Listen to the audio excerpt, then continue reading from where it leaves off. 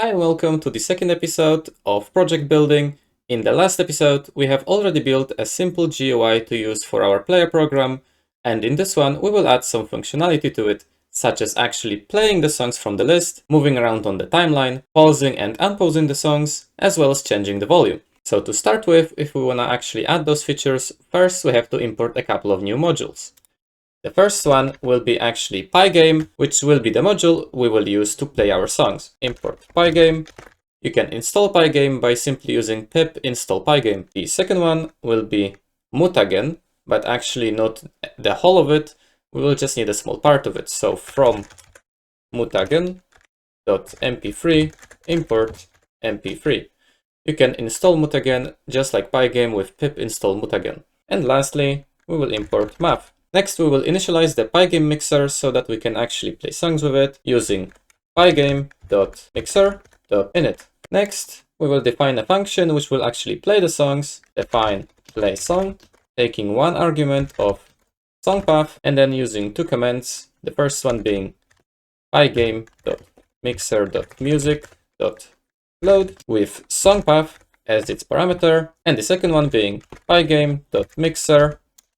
The first line actually loads the physical file and the second one plays it. Now I will define a timeline update function which will update our timeline of the song. Define timeline update, which will take in the window, song length, as well as playing for, which will be a parameter telling us how far into the song we are. This function will also have two commands. First one being window, square brackets, and in a string timeline, which is the key of our timeline slider in our layout, dot update. And after giving our key and the update method, we have to give it parameters which we actually want to update in that object which we have just accessed with the key. In our case, the timeline key will be taking us to our timeline slider, so that's what we're going to update. And what I want to change in the first update is the range, which I will now set to from 0 to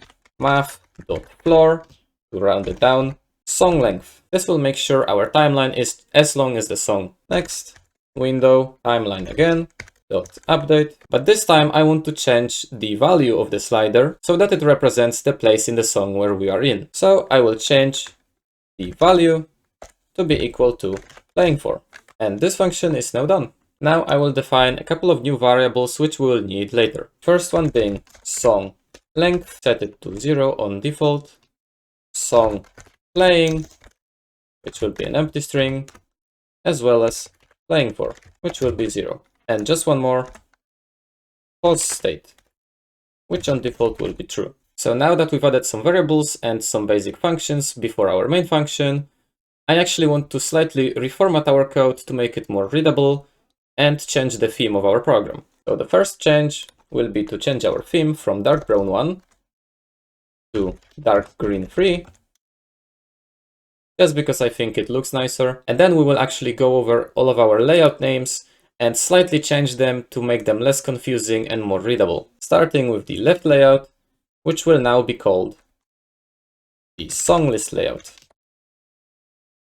The middle layout will be now called the player layout. Right layout will be volume layout, and then instead of bottom, we will call this one import layout. Now going further, we will replace the name of main layout left with functional layout, which will contain all of the functional parts of our layout, apart from the volume slider, which has to be separate. Main layout stays the same, the name is fine. And now we actually have to change some of the things to make it work again, since we changed the names of the variables. So first, this isn't left layout anymore on line 96. It's actually the song list layout. Next, here is the same thing. We have to replace left layout with song list layout. Then over here, our middle layout will be the player layout, and the bottom layout will become import layout. Then going to our main layout again, main layout left will be named functional layout, because that's how it's called now. And instead of right layout, we have to say volume layout. All we've done so far was just some refactoring for clarity and the program works just like it did before. So now we can actually start and add some things. First off, I will go over to my player layout and I will split it into two parts so that I can have more control over it. What I will do here is rename our player layout to be the player lower layout, and I will take out this part here because I will move the status bar to the player upper layout, which will be defined over here. Player upper layout equals our status bar, which we just removed from the lower layout. And over here in our player upper layout now, I will add a button, but I will make sure it's inside of those square brackets so that it's on the same line and not under it. sg.button. The text of this button will be this arrow. Size will be 3 and 1.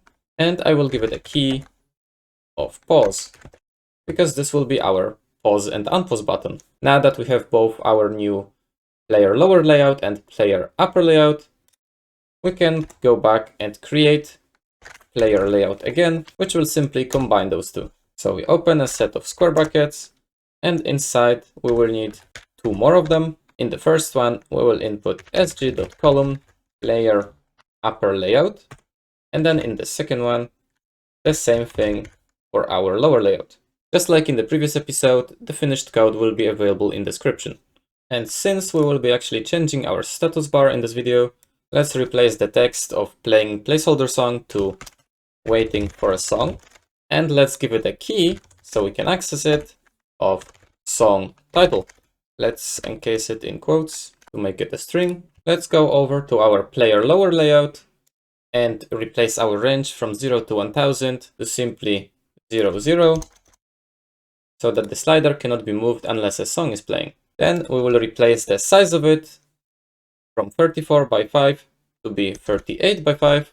We will remove the background color since we changed the theme and it will suit more. Then added a key of timeline, as well as enable events equals true. Enabling events on a slider means that every time it's dragged around, it's triggering an event, which can be accessed through the key timeline, which we just added.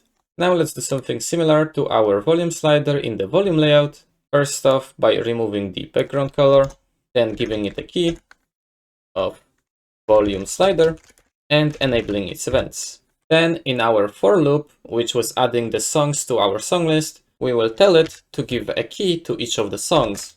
And the key will be simply equal to song, which will be the name of the current song it's going through, so that each song will have a key of its own name. The last two changes we will make to the code is in those two lines, and after that we will focus on adding new features. First off, in our window.read function, we have to give the value of the timeout, which I will set to 500 milliseconds. The timeout parameter is the amount of milliseconds that has to pass without an event occurring for the program to go through the event loop without being triggered. So if I set it to 500 milliseconds, every half a second, the program will skip over this window read and continue on with the function, so that we can have some functions which are not purely based on pressing buttons. And the second change will be removing the sprint statement for debugging purposes because we don't need it anymore. And now that all of the changes are done, we can actually start and add some new stuff to our program. So let's start with adding the events. First, we will add an event which will happen for each song button. And to do so, we can use an elif event in song list, which will check if the name of the triggered event is inside of our song list. And that means this event will only be triggered when someone presses on a song and chooses one. First, inside of our new event, we will define song path, which will be os.path.join, and then inside we have to enter a string of songs as the first parameter, and then as the second one, event class in quotes .mp3. This line makes sure our path is in the songs folder and the file ends with .mp3, so that we have the actual path of our music file. Now let's set our song playing to song path so that we know which song is currently being played. And let's set song length, something we will take from the mutagen module, which will tell us the length of the song. mp3, and then in brackets, we have to give it the song path, which is the path of our song, and we have to call a function from it, .info.length. This line right here will give us the exact length of the song. The actual length of the song will be given to us in seconds. Then we're gonna use our function play song and call it with song path. After that, we have to set the volume of our song to match that of the slider. So we can do that by using pygame.mixer.music.setVolume, and let's give it a parameter of values from the volume slider divided by 100, since the setVolume function takes in values from 0 up to 1, or 1 being max volume, and our slider goes from 0 to 100. So doing it this way, we make sure the values match. Next, we will change the pause state to be false, since we don't want the song to be paused after it was just being played. And we will set playing for to be 0, since the song only just started. And last three things in this event will be to update some visual components. The first one will be our pause button. Window, square brackets, pause, update, and let's update the text of our pause button. This time I will set it to those two symbols.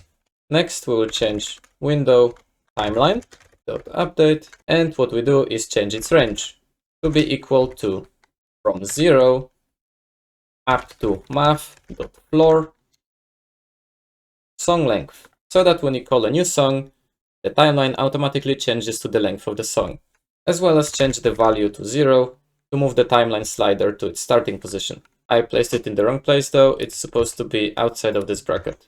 And the last thing for this event will be window song title.update, and I'll use a formatted string to write playing event, which will update the title to say playing the current song. And that would be it for this event. Let's go over to the next one. The next event is really short. It only has one command in it. So let's do elif event equals volume slider, which will happen every time someone moves the volume slider. We will use pygame.mixer.music.setVolume to change the volume accordingly to where the slider is. Values volume slider divided by 100 again. And that's our second event done. Next up, we have our timeline event, elif event equals timeline, which will happen every time someone tries to move the slider on the timeline. First off, we will set playing for to be equal to values from the timeline, which will make sure our variable changes accordingly to where we are on the song now. Next, we will actually change the volume to be 0, pygame.mixer.music.setVolume 0, and that is to make sure we don't hear any weird noises while moving the slider around, because if you don't set the volume to 0, you could actually hear the music playing faster or slower as you move the slider, as well as hearing it backwards when you move it left. We don't want that as a part of our program for now, so we will set the volume to 0 at this point. Next, we have to use pygame.mixer.music.rewind to go back to the beginning of the song, since we will now use a function which adds time played to our song. So if you would give it 10 seconds, it would go 10 seconds forward in the song and not to the 10th second of the song. So first rewinding the song to the beginning and then adding that time, we make sure we always go to the spot in the song which we want and not to the one which is relative to where we just been. To avoid any problems with setting the time of the song to something impossible, like when the song is 3 minutes long and we set the time to be 5 hours into the song, that would crash the program. So we will use the try and except to avoid that by using try, and inside we will use pygame.mixer.music.setPause, which is what sets the position, and give it values from the timeline. After that, we will accept pygame.error to make sure our program doesn't crash each time that happens. And we will simply pass. And that is another event done. 2 more events to go. The first one being an event that happens every time a song is not playing and at the same time the pause state is disabled. So we'll start by adding elif not pygame.mixer.music.getBusy, which returns true or false depending on if the song is currently playing, and not pause state. Inside of our event, first up, we will change the pause state to be true, since when the song finished playing, we may as well just start the pause. Next, we will update some visuals again, window, pause.update, and we will update the text back to the arrow. After that, we will update window timeline back to range 0, 0 with value 0, range equals 0, 0, and value equals 0. And lastly, window song title dot update, we will change the name of the song back to waiting for a song. Now that this event is done, we can go over to the last one, which will be an event which only happens if none of the previous event happened before it. Else, if pygame.mixer.music.getBusy and not pause state, using this if statement, we make sure that the following code will only execute if currently there is a song playing and it's not being paused. First up, we will add playing for plus equals 0.5, so that every half a second our timeline moves by half a second. Then we will use our previously defined function, timeline update, and give it parameters of window, math.floor, taking in the song length, as well as the playing for parameter. And lastly, we will simply add pygame.mixer.music.setVolume back to our chosen volume, because if you can remember, in our timeline event, we've been setting the volume to 0 so that when you move the song on the timeline, you don't hear any weird distortions. So now that the volume is set to 0, after all of the events, we have to set the volume back to normal so that the song just keeps playing. Set volume values volume slider divided by 100. And that's it for our events. Now there's only 2 more things to go and we're done. The first thing will be to go above our window.close and add a function which will actually stop the music when we are closing our program. We can do so by using pygame.mixer.music.stop. And the last thing we have to do is actually add some validation to our main function call to make sure that the entire main function starts only when this script is executed as the main file and not when it's being imported as a module. We can do so by using if _name equals _main . This is common practice in Python, and it just makes sure nothing weird happens. And that would be it. Our program can be run now. Sorry, actually there is one more event which we have to add, and it's the pause event, which I forgot to write before. So we will go in between our volume slider event as well as the timeline event, and we will write elif event equals pause, which will happen every time we press the pause button, if pause state and song playing isn't an empty string. We will change pause state to be false. We will use pygame.mixer.music.unpause and change the visuals with window pause.update text back to the pause symbols again. And then else pause state will be set to true. We will use the pygame mixer music pause and update the window of the pause button again, this time setting text back to the arrow. This event is a simple switch gate which enables and disables the pause depending on the current state of it. So after adding this one missing event, we can actually start the program now, but this time for real. And if we run our file now, you can see our program opens. It looks really similarly to before, but this time we can actually pick a song from our song list, for example this one, and you can hear that it's actually playing. Our title changed, our timeline is moving over here. As you can see, it moves along with the song. We can also pause the song with our pause button. We can unpause the song. We can move the song around to a certain place. We can go back in the song. And we can also change the volume of it. You can also mute it if you put the volume all the way down. And if a song is finished playing, let's skip it to the end, you can see the song just turns off and it's waiting for a new song. And that would be it for this episode. I hope you enjoyed and I'll see you next time.